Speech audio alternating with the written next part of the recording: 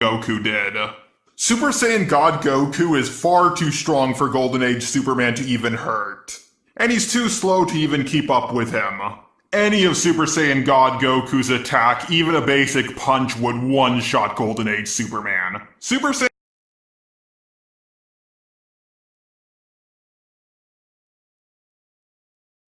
for the first time, he used the Kaioken times 10, giving him another 10 times multiplier. And that's not even including all the training he did with Whis. And this version of Goku is so fast that he even broke out of Hit's time skip. But in the manga, it's explained that Goku only did this because he had more ki than Hit. So Superboy Prime takes the win once again.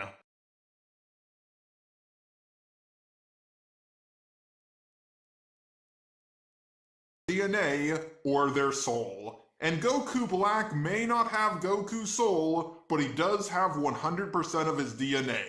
Goku Black in his Super Saiyan Rosé form is even stronger than Super Saiyan God Blue Kaioken times 10 Goku when he fought against Hit. He can turn his hand into an energy blade, or he can turn it into an energy scythe to rip holes open in the multiverse, bringing over alternate versions of himself. Or at least I think that's what's happening. Not even Goku Black is 100% sure what's going on. What the hell is that? Good question. To be honest, I'm not sure myself. Have I sliced a hole to another universe? Or to the distant past or future? All I know now is that my strength surpasses my own understanding. But Superboy Prime defeated his future self, who could defeat an infinite amount of Goku Blacks. So once again, he takes the victory. Now remember, I am allowing Goku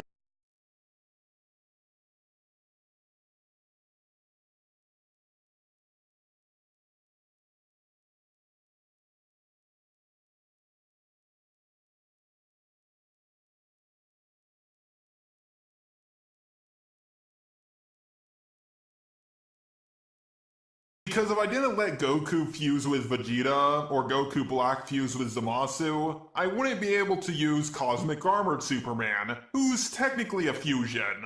Now, Super Saiyan God Blue Vegigog is a lot smarter than previous fusions of Goku and Vegeta. Unlike the last two fusions, he's not a goofball. Instead of getting the arrogance of Vegeta with the ignorance of Goku, he's a lot more mentally stable, and is a much better fighter. Merge Zamasu is a whole nother beast. While he's not as powerful as Super Saiyan God Blue Vegigog, he has insane regeneration abilities. But I wouldn't say he has low-tier god regeneration. After all, in the manga, when his soul was destroyed, he didn't regenerate. But in the video games he did, but we're gonna get to the video game versions of Goku later on in this video. But if you do manage to completely destroy his physical body, he will merge with the universe and start infecting other timelines. But even if he infected every single timeline, Superboy Prime could still defeat him.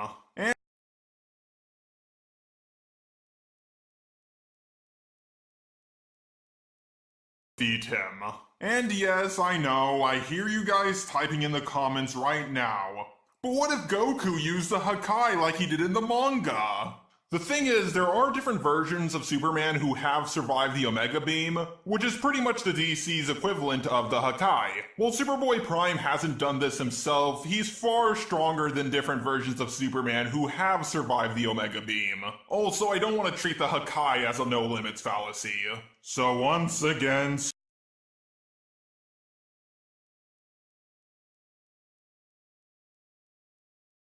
at the beginning of the Tournament of Power is 100 times stronger than when he fought against Golden Frieza for the first time. Here's why. Golden Frieza is stronger than Super Saiyan God Blue. At the end of Dragon Ball Z, it is confirmed that when characters are dead and have a halo above their head, they're slightly stronger. And Goku is just as strong as Golden Ghost Frieza in his base form. But Goku keeps getting stronger throughout the Tournament of Power. Jiren is confirmed to be stronger than any opponent they have ever faced up to that point, and that's without using Ultra Instinct. Goku using Super Saiyan God Blue Kaioken times 20, along with the Super Spirit Bomb, was absolutely nothing compared to Jiren. But Goku, after mastering Ultra Instinct, was able to just barely beat Jiren using Ultra Instinct. Keep in mind, Jiren shook infinite time and space just by powering up, and he broke out of Hit's time coffin. But even if we want to say Jiren shook the equivalent of infinite universes, shaking something isn't the same as destroying something. So Master Ultra Instinct Goku might be able to go toe-to-toe with Superboy Prime, but eventually his Ultra Instinct would run out of time.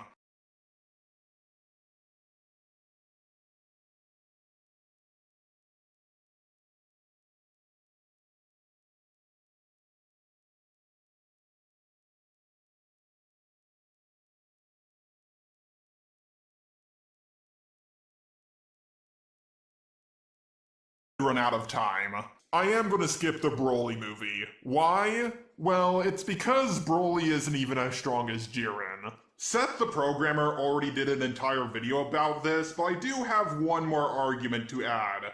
Broly could have killed Golden Frieza in an hour. Jiren could do that in less than 5 minutes without even trying. I guess Superboy Prime is all it takes to beat every single version of Goku.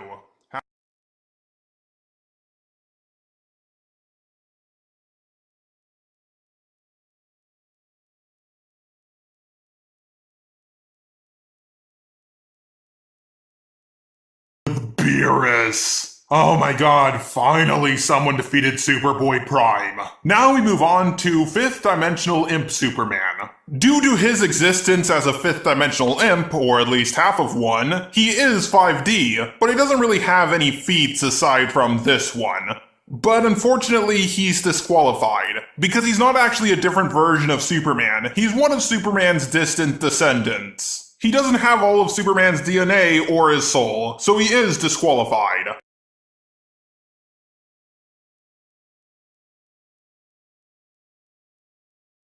Move on to Exoverse Goku. I mean Xenoverse Goku, because X makes the Z sound. Xenoverse Goku was capable of fighting against Demigra, a being whose existence was beyond time and space, in a multiverse that contains infinite universes. Demigra was also a threat to all of the worlds, and that does include Speed's world, which is a world that views the Dragon Ball universes as completely fictional. Heroes Boo was also noted as being extra-dimensional by Android 16. Strange Visitor Superman lacks the skill or resources Xenoverse Goku has at his disposal. But Strange Visitor Superman does have the strength and speed to at least keep up with him. It's a common misconception that Strange Visitor Superman is stronger than Mixie, or is 6th-dimensional, as Mixie only states that the realm he traveled to is more dangerous than the 5th dimension, not that he would be incapable of traveling there himself. And considering that Mixer Mixie destroyed the entire 5th dimension multiple times, it wouldn't be strange to suggest that he could go there himself. So Xenoverse Goku just barely takes the win.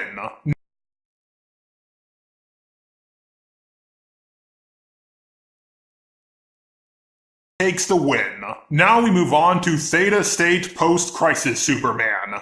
By mastering the Turquoise Morale and reaching the Theta State, Superman was capable of defeating Dominus, who is a Lord of Order powerful enough to seal away Kismet and threaten the entire multiverse. Earlier on, Kismet was able to amp Superman to the extent that he was able to overpower Imperiex Prime, who was stated to have the power of a 12th and 3rd dimensional Big Bang. 12th dimensional is a lot more than 5th dimensional, so Theta State Post-Crisis Superman takes the victory. And now it's time that we use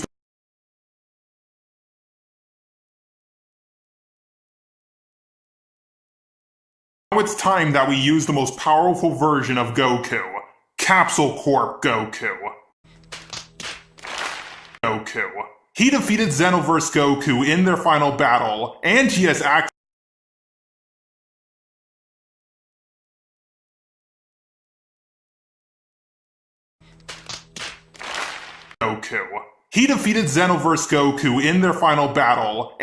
access to the Hakai.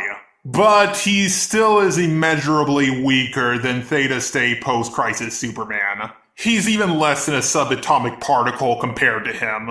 And this is just one version of Superman who can defeat every single version of Goku. Here's Webcam Parrot to explain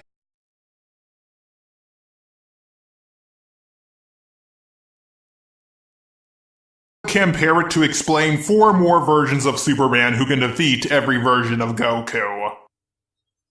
Now onto our special segment of all the Supermen who take Goku behind the back alley and give him the business. From weakest to strongest, now let's talk about Quantum Superman. It's a common misconception that he created the cosmic armor. He did not. It's pretty explicitly shown that the Monitor Mind created the cosmic armor. What he did do is merge Ultraman and Superman together and send them up to the cosmic armor so that they could pilot it. He was also completely unharmed by the Monitor ships that were a threat to Limbo, which is a realm that views the God Sphere, an already immensely transcendent archetypal realm, as fictional stories. It should be noted that Quantum Superman is a pacifist, but he still has plenty of ways in which he could defeat any version of Goku non-violently. Many of the realms that Quantum Superman could send him to would simply be too complex or far away for Goku to ever return from.